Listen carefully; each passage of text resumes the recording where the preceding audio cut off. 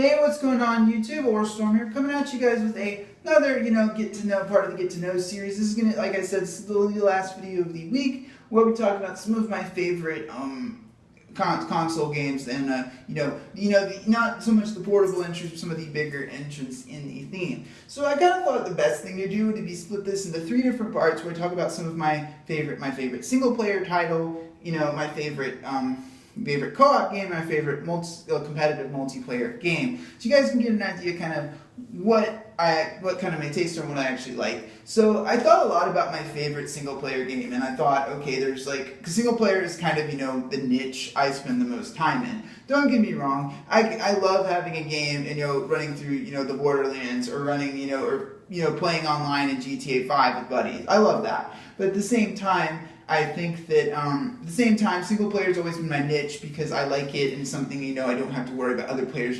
bugging and ruining my experience. I thought it was kind of came down to 2 games, but I think the one that I feel like these games kind of are together, and I kind of consider them together, which is the Mass Effect franchise.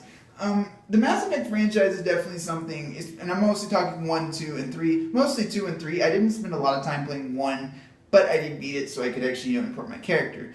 But overall, the Mass Effect series was always one that kind of held place for me. It was just one of, and particularly 3, I think, but as well as 2, had probably some of the best written dialogue I have seen in a good long time. And overall, it isn't like a traditional RPG. The games do play a lot more like a shooter, but particularly I feel like need to talk a little bit more about Mass Effect 3 because I feel like it is, a very controversial game because, how upset people were about the ending. My thing was, and I don't let a ending ruin how good a ride actually was. Mass Effect 3 was one of the few games that had moments that literally came close to bringing tears to my eyes. There are only a few moments in games, spoilers obviously, but there are a few moments in games than Mordin dying that really just gut-wrenching moments than that. The other moment that really stood out to me is the moment in Lost Odyssey towards the end of Disc 1. But you obviously, guys who've played the game probably know. And just the game's Mass Effect series' greatest achievement is getting you to care about the characters. And overall, I feel like Mass Effect 3 is one of the best games from beginning to end. The whole ride is one of the best things in the games I have ever played. That being said, obviously, I wouldn't be a Mass Effect video 3 if it were talking about the ending. It is what it is. I'm the type of person where when I finished it, put down my controller, said, "This is no reason to be butthurt," was literally my words, and I said, and I didn't let it bother me that much. As much as butthurt as people had about the ending, it didn't bother. I'm not saying it was good. It was just meh. It is what it is. And I am very excited to see where BioWare takes the franchise from here. Obviously, the Shepard dying, whichever ending you choose, Shepard dying, it is a thing. However, I do also think that it's just a great franchise, and BioWare is a great developer, so I have no qualms about the next game being good. It didn't hurt that Mass Effect 3 had one of the most fun co-op modes I've had in a good long time. It's the first time you actually get to play as some of the other races, such as the Krogan, and my particular favorites were probably the N7 Shadow, some of the Krogan classes. There's nothing better than slicing off a Phantom's head to get some sweet revenge from all the time she gutted you, or just smashing an enemy, headbutting an enemy to death in the face. And I think that game kind of always will hold a special place for me. There's always times where I want to pull out my 360 literally just to play through the game again.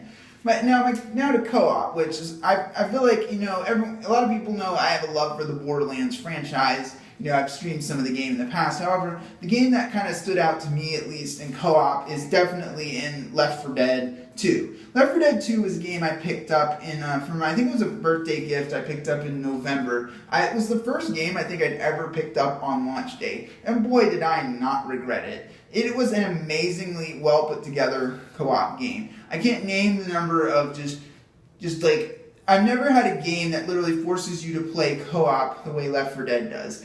It's the fact that, you know, you have to have teammates who communicate. You have to communicate, otherwise, you know, it's one of those few games where I think kicking people for not having a mic is perfectly justifiable.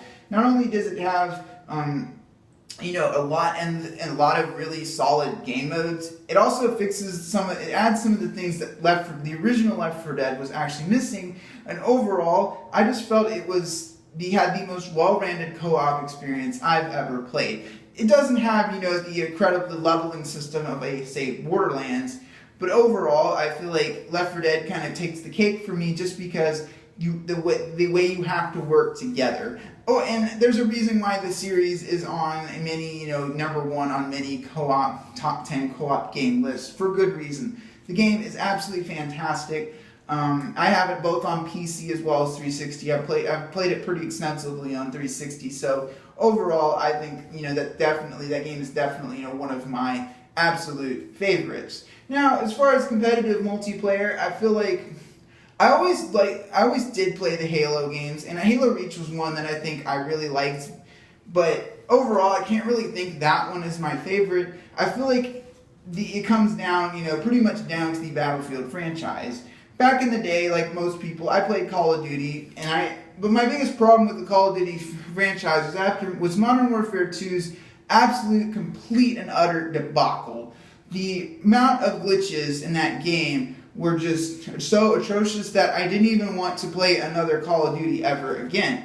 I didn't mind Black Ops, it just played a little too slow for my taste. And that kind of like was one of the problems with Modern Warfare 2, was that, you know, they sped up the combat so much. And there were just so many game-breaking glitches that it made it virtually unplayable. Then, when I graduated, I actually bought Bad Company 2, which Battlefield Bad Company 2 is probably one of the most well put together shooter games I've ever played, and that franchise is definitely my favorite. No game has actually obviously the biggest thing with a lot of shooters is people who camp in corners. It is always an issue with most shooters. Bad Company 2 basically turns that on its head. A great example I remember is there was a guy camping in a building in a little corner, so I knew if I ran into the building a couple times, he shot me, I couldn't kill him, so I was like, okay, screw it. I went around him, planted C4 right behind his bum where he was sitting in that corner, and blew him up. A lot of other, and I feel like what that game accomplished more than anything else was eliminating the safe cover that most games have. Being able to completely knock a building out and prevent people from camping and fixes one of the greatest problems with shooter games in general. Battlefield 3 was definitely also a standout for me as well, mostly because I always had a crew on 360 to play with. I never really had trouble finding, groups to play with.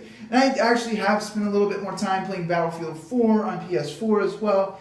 But I feel like there's moments in the Battlefield franchise that will always, I'll always remember. Running with me and my buddy driving a Jeep, and we're literally taking everyone out, including a chopper, while me on the back with a rocket launcher, jumping in a Jeep with a teammate, and then strapping C4 on it, then jumping out and detonating the C4, also known as Jihad Jeeping if you're not familiar with the Battlefield franchise. The other thing that's, I remember, there's just Battlefield just has so many unlike other games that out there that it's always going to have a strong attachment for me. I'm not really sure if I'm going to be picking up the new Battlefield 1, but if I do, you guys will obviously get to see some footage at some point on Twitch in the future. But obviously, this is a Yu-Gi-Oh channel, so it'll be primary Yu-Gi-Oh as well. So anyway, guys, as always, thank you guys for watching my video today. And stay tuned next week. We're going to have some more Team APS Community Tournament coverage. I don't know sure how many matches I have quite yet, but I will start working on some commentary this weekend so I can get into with the matches I have. So anyway, guys, as always, I thank you guys for watching. So Orstorm, signing out.